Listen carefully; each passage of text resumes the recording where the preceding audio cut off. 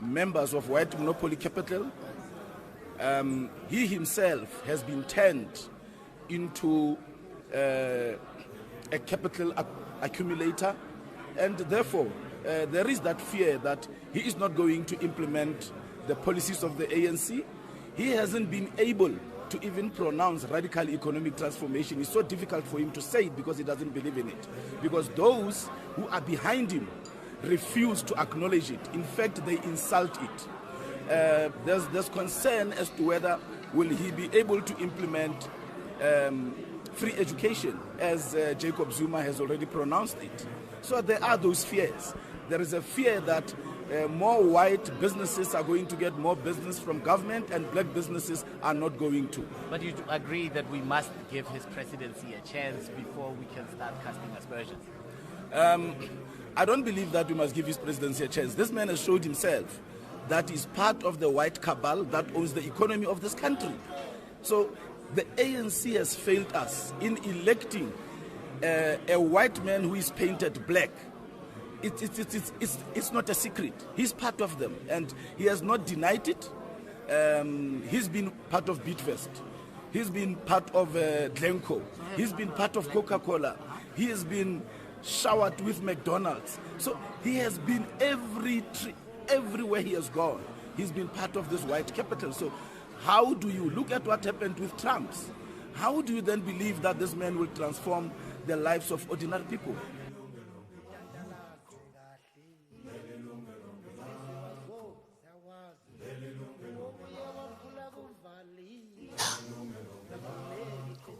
By any leader to allow themselves to be pulled by the nose like that. A government of the people, by the people, and for the people. Does it continue to be so? Even if you stand no chance of winning the elections unless you're connected to the financially well-resourced. And if they fund you to the point where you succeed and win and become a government, are you not captured in advance?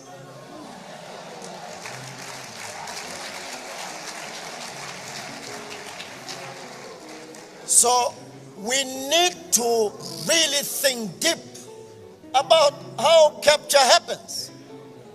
There's no free lunch. And never for the millions. You may get free lunch maybe for 1,000 rand. But once I begin to give you 1 million rand, 3 million, 5, 50, 100, whether I set you up in business or in government, there will be payback time. Why should I make you a multi-millionaire? Why? Why do I prefer you over others? Why? It's an investment. And be careful about those who are prepared to do everything, even outside of the book, to ascend to a leadership position. It's never those they claim to seek to represent that they really seek to represent.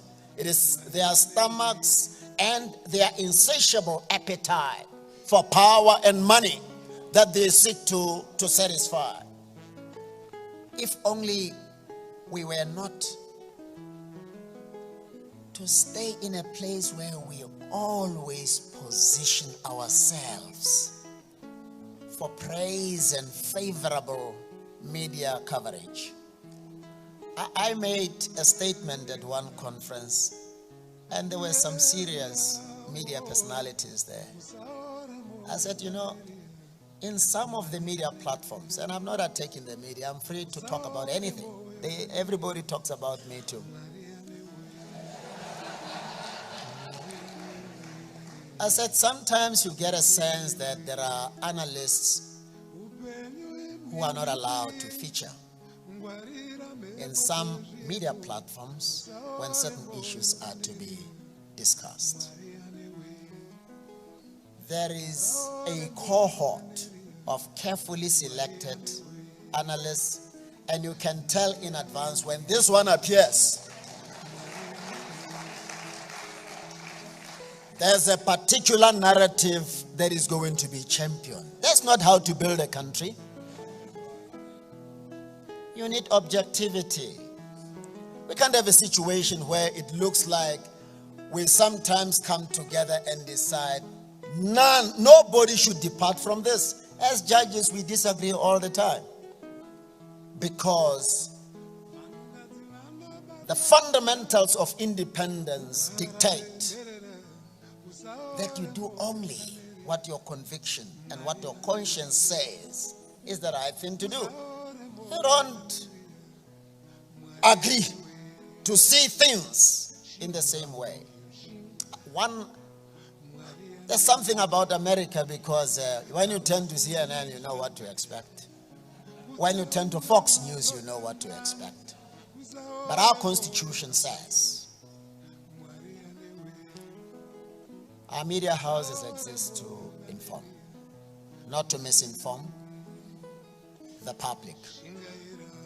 And there's a critical role that the media has to play to make sure that not some corruption, but all corruption is uprooted.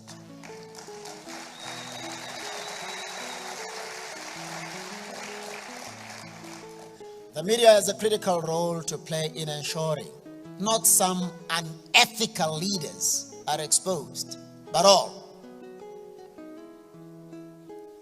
No leader in the private sector, political system, in the judiciary, and in the media ought to be allowed to target innocent people and make them look. In constitutional democracy, we are there to hold each person to account, and everyone is equal before the law. But unfortunate part is when you touch certain individuals who have the financial muscle, who also are supported by the mainstream media, and media, whatever they say, it goes, because when they publish anything, people believe what they see, especially even the headlines. You know, I've discovered as well that people just read the headlines and say, hey, Mkhwebane again, and not read the whole story to get both sides of the story and make their own conclusion.